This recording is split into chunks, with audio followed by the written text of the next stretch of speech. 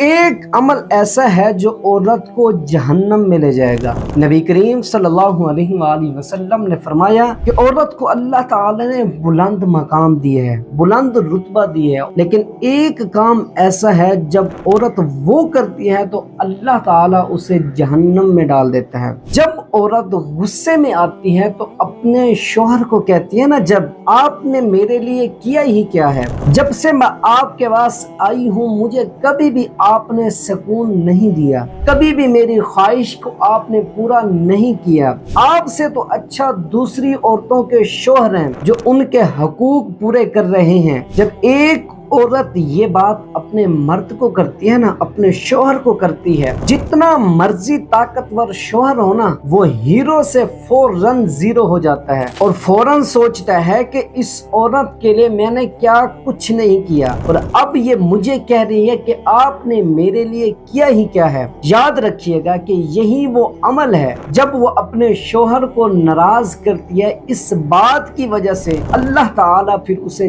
جہنم میں ڈال دیتا ہے۔